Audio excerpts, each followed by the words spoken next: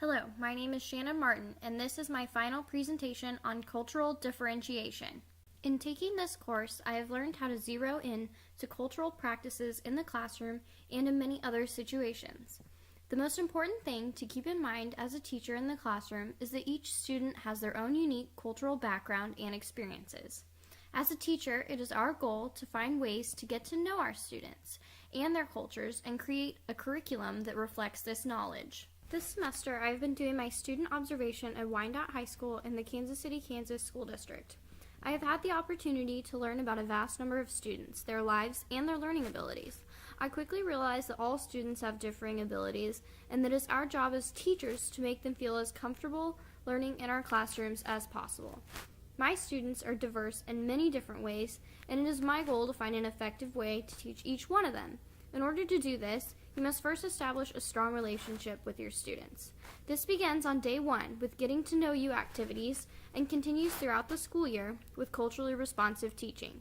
The more you know about your students, the more you can mold your lessons to fit their individual needs. The very first book we read this semester was called Teaching with Vision by Christine Sleeter. It showcases the professional experience and wisdom of classroom teachers who have been navigating standards and test-driven teaching environments in California and New York without losing their vision of what teaching can really be. Representing diverse backgrounds, schools, grade levels, subject areas, and specialties, these teachers tell their very own stories about their practice, their challenges, and how they learn to maintain a social and pedagogical vision for their work. The book essentially provides a framework for creating a culturally responsive classroom in today's modern world through the stories of successful teachers. This book showed me the ups and downs of a typical classroom. Each teacher in the book has their own share of difficulties before they find success. Teaching with Vision emphasizes that each teacher will have their own style and their own methods for becoming culturally responsive. There is no one way and no one answer. You should not expect to suddenly become this way overnight, but be willing to put your time and effort into your students and building those relationships. It is important to make yourself dependable for them and available when they need you. In doing so, you are positioning yourself as someone that they can and should look up to in their lives. If you are successful in creating this student-teacher relationship, your students will soon have trust in you and respect for you as their teacher. This trust and respect will lead to a higher level of engagement for you and your students in the classroom. The following sound clip is taken from an interview of Christine Sleeter discussing the importance of a culturally responsive teaching environment on today's society. As we more deliberately include issues of gender, issues of sexual orientation, issues of disability, in addition to the issues of race, language, culture, and class, so that we're talking maybe more fully about justice for all of us. Sleeter highlights the importance of including all aspects of culture, such as race, sexual orientation, gender, disability, language, and class, into consideration when you're teaching.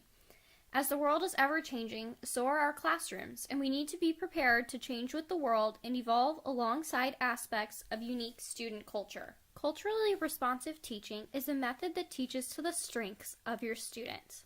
It uses cultural knowledge, prior experiences, and performance styles of the students to make learning more appropriate and effective. Culturally responsive teaching can be broken down into 4 subcategories: inclusion, attitude, competence, and meaning. Inclusion means that you are teaching in a way that is respectful to all students and you are making a clear connection with them. Attitude refers to the way that you act towards your students. You should be approachable and kind, but firm. Attitude also includes the ways in which you interact with your students and their personalities on a daily basis. Despite differences in attitude, you're responsible for finding ways to make yourself approachable as a teacher. Competence deals with how well you know your content area and how well you can adapt your content to reflect the abilities of each individual student. And finally, meaning, the 4th category, must be brought to your classroom through not only the relevance of your teaching, but also through student engagement and their effort in your class. Next, we are looking at a list of characteristics found inside a culturally responsive classroom. These characteristics include, but are not limited to, positive perspectives on parents and families, teacher acting as the sole facilitator, reshaping of the curriculum based on student needs and abilities, student-centered instruction, culturally mediated curriculum and instruction, and lastly, a sense of belonging within the classroom of shared cultures. We have been working all semester to understand the depth of diversity in the classroom. I have worked independently and also in groups to advance my cultural understanding. In understanding this diversity, we are able to uncover the secrets to teaching in a culturally responsive way. Though in this class, we have been challenged since it takes place only online, it has proven to be one of my most productive classes this semester. We've worked quite a bit on our own to learn more about ourselves, such as in the autobiography project. We were encouraged to think deeply about our own lives and our past experiences. This reflection was very helpful for me because I had never been asked to write down my own cultural background before. Now that I've written it out in the form of an autobiography, I feel that I am more in tune to my own culture and also more open to accept new cultural experiences in my life. This has shown me that cultures of many of my fellow students, and I have seen the similarities and differences between them and myself. But I have also come to appreciate those differences in the ways in which each person's culture affects their teaching style. Interactions between myself and my classmates have mirrored the interactions that will take place at school and with coworkers and students. In collaborative work, I was able to share my own opinions and thoughts while getting positive feedback and constant enrichment of the material from my other classmates in my group. This online form of communication goes to show that although we begin this class knowing very little about each other, we can work together to get things done in an efficient manner. I especially enjoyed the use of literature circle groups to summarize, analyze, and apply material that we were reading, because it offered multiple perspectives on reading, and it helped me to think more deeply about the topics present. We discussed in great depth strategies for becoming a culturally responsive teacher. You must teach in a way that is validating. In this particular strategy, you must use your knowledge of the students and their prior knowledge to make learning effective for them. In validating, you have to consider the classroom environment. Literature in the classroom could reflect multiple ethnic perspectives and literary genres. Math instruction would incorporate everyday life concepts such as economics, employment, consumer habits, and various ethnic groups. In order to teach to the different learning styles of your students, activities would reflect a variety of sensory opportunities, visual, auditory, and tactile methods for delivery. Next, you must teach comprehensively. Teaching this way means that you will be able to teach the whole child. You are stimulating their mind in more areas than just that of your content area. You are touching on worldly matters and important life matters that are pertinent to their personal lives. Content will be culturally mediated and valued for each individual student. You're not only teaching the content, but you're teaching cultural and heritage importance. A third strategy is multidimensional teaching. You're keeping content, context, classroom climate, student-teacher relationships, instructional techniques, and performance techniques in your mind whenever in the classroom setting. If you are keeping these things in mind, you are teaching on a higher level than teachers that work single-mindedly. And looking at all of these factors for your students, you are preparing your lessons for them on a more powerful level. Another strategy is to teach in a way that empowers your students. Culturally responsive teaching enables students to be better human beings and more successful learners. Empowerment can be described as academic competence, self-efficacy, and initiative. Students must believe that they can succeed in learning tasks and have motivation to persevere. Teachers must demonstrate ambitious and appropriate expectations and exhibit support for students in their efforts toward academic achievement. This can be done through attribution retraining, providing resources and personal assistance, modeling positive self-efficacy beliefs, and celebrating individual and collective accomplishments. A fifth strategy for culturally responsive teaching is to create an environment in which your students can transform. This means respecting the cultures and experiences of various groups and then using them as resources for teaching and learning. It appreciates the existing strengths and accomplishments of all students and develops them further in instruction. And the last strategy is to teach in a way that emancipates your students from traditional teaching routes. Students will feel liberated when your strategy is to teach them about the whole world and all of its cultures. Do not use tired concepts and lesson plans. Change things up and innovate your lessons and your teaching concepts. Variate lessons to apply directly to your students. They will be more open-minded and thus more free. You cannot teach in ways that are mainstream, but teach in ways that show students the real world in an authentic view that respects all cultures and ethnicities.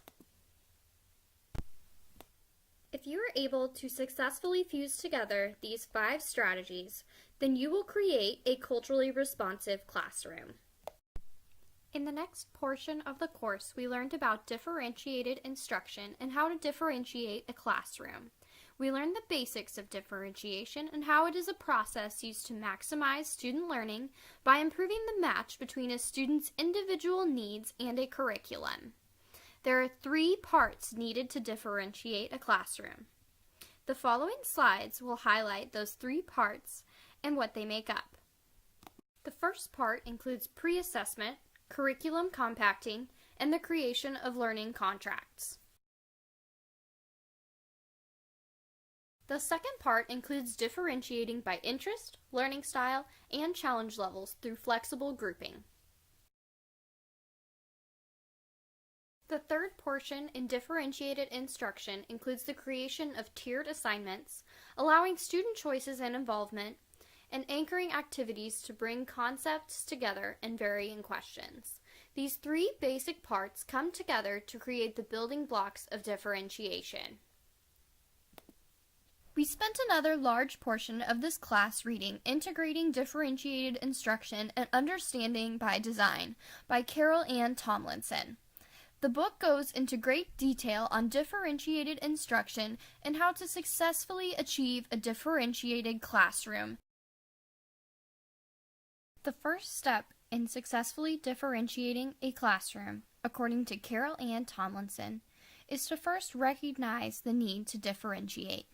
Each classroom will have a differing degree of diversity when it comes to your students. This means that all classrooms will need differentiation, but it is up to you as a teacher to decide when and how this will happen.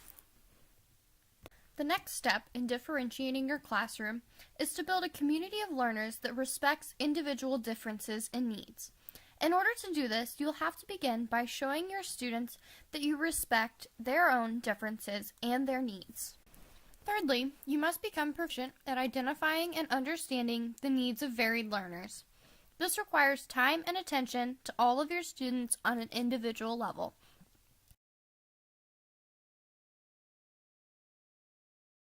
Next, you'll need to be able to identify key concepts, skills, and principles that need to be learned. You will need to pay close attention to the national and state standards and become comfortable with applying them to not only your own lessons, but specific assignments and group work that you create specifically for your students. As a teacher, it is important to understand what the students are capable of and how you can bring out the best in their learning abilities. This includes introducing and teaching different cultural concepts that apply to yourself and your student.